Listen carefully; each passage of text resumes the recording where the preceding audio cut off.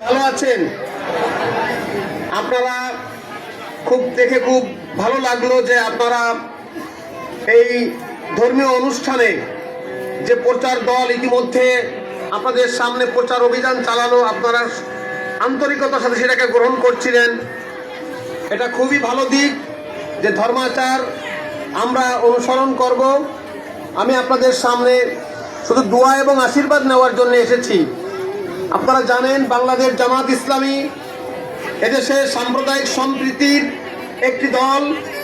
এদেশে সামাজিক ন্যায় বিচার এবং কল্যাণ রাষ্ট্র প্রতিষ্ঠার জন্য বাংলাদেশ জামাত ইসলামী এদেশে রাজনীতি করে যাচ্ছে।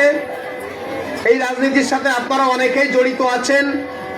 আমাদের পাশের খুলনা 5 আসন ডুমুরিয়া ফুলতলা, এই আসনে আমাদের দলের সেক্রেটারি জেনারেল অধ্যাপক মিয়া গোলাম পরোয়ার আপনাদের সম্প্রদায়ের ভোটে এবং তাদের অনুপ্রেরণায় তিনি গতবার 2001 সালে নির্বাচিত হয়েছিলেন।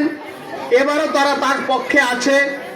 ইতিমধ্যে সাম্প্রদায়িক সম্প্রীতির নজির হিসেবে বাংলাদেশ জামাত ইসলামীর পক্ষ থেকে খুলনা 1 তথা বটিয়াঘাটা এবং ডাকোপে আপনাদের সম্প্রদায়ের বাবু কৃষ্ণ নন্দীকে মনোনয়ন দেওয়া হয়েছে দাঁড়িপাল্লা মার্কা দিয়ে।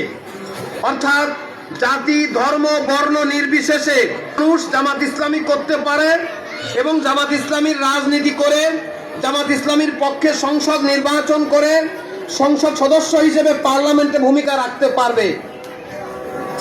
জামাত ইসলামী বাংলাদেশ এদেশে সুশাসন, দুর্নীতিমুক্ত সমাজ, দুঃশাসন মুক্ত একটি দেশ গঠন করতে চায়। আজকে দুর্নীতি থাকার কারণে আমরা সমাজে খুব বেশি সমস্যাগ্রস্ত হয়ে যাই।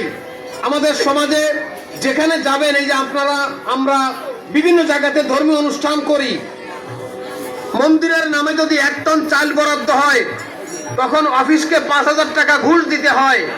রাস্তা 22 লাখ টাকা বরাদ্দ হয়, 8 লাখ টাকার কাজ হয়। একজন অসহায় বিধবা মহিলা 3টি বাচ্চা নিয়ে জনপ্রতিনিধিদের কাছে যান যে আমার 3টে এতিম বাচ্চা, আমি একজন বিধবা, আমার স্বামী বেঁচে নাই, আমাকে একখানা বিধবা কার্ড দেন। তখন তার কাছ থেকে 3,000 টাকা নেওয়া হয়। বয়স্ক মানুষ ওরকম তার কাছ থেকে 2,000 টাকা নেওয়া হয়।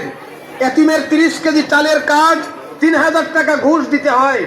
পুলিশের চাকরি মুসলমানের ছেলে হোক হিন্দুর ছেলে হোক 14 লাখ টাকা ঘুষ বাণিজ্য দিতে হয়, নিয়োগ বাণিজ্য দিতে হয়। বাংলাদেশ জামাত ইসলামী যদি রাষ্ট্রীয় দায়িত্ব আমাদের হাতে আসে, আমরা বাংলাদেশকে দুর্নীতি মুক্ত করব। আমাদের দলের প্রধান ডাক্তার শফিকুর রহমান বলেছেন, আমরা দুর্নীতি করব না, কাউকে আমরা দুর্নীতি করতে দেব না। আমরা রাষ্ট্রের সম্পদ যথাযথভাবে ব্যবহার করব। আমাদের নবী যখন মদিনায় রাষ্ট্রপতি হয়েছিলেন তখন তিনি ঘোষণা দিয়েছিলেন, যেটা মদিনার সনদে ইতিহাসে স্বর্ণাক্ষরে লেখা আছে, মদিনায় বসবাসরত সকল ধর্মের লোকরা স্বাধীনভাবে নিজ নিজ ধর্ম পালন করবে। তো বাংলাদেশে যে সাম্প্রদায়িক সম্প্রীতি আছে, যদি জামাত ইসলামী গভর্নমেন্ট করতে পারে, সরকারে যেতে পারি আমরা, তাহলে সাম্প্রদায়িক সম্প্রীতি এবং সকলের ধর্মীয় এবং রাজনৈতিক অধিকারগুলোকে আমরা সুনিশ্চিত করব। আর জনগণের জন্য বা উন্নয়নের যে বরাদ্দ রাষ্ট্রের পক্ষ থেকে থাকবে, শতভাগ আমরা স্বচ্ছতা এবং জবাবদিহিতার সাথে আমরা একে বাস্তবায়ন করব।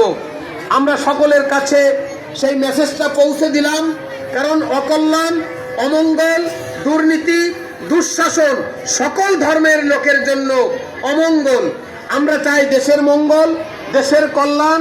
জামাত ইসলামী বিগত 24 সালের 5 আগস্টের পরে যেমন আপনাদের সাথে মন্দির পাহারা বা বিভিন্ন জায়গাতে আপনাদের সাথে মিলে আছে, ঠিক সেইভাবে আমরা সামনের দিনগুলো সম্প্রীতি বজায় রেখে চলতে চাই। আপনাদের এই ধর্মীয় অনুষ্ঠানে কিছু সময় বিরতি দিয়ে আমাকে কথা বলার সুযোগ করে দেওয়ার জন্য আমরা এই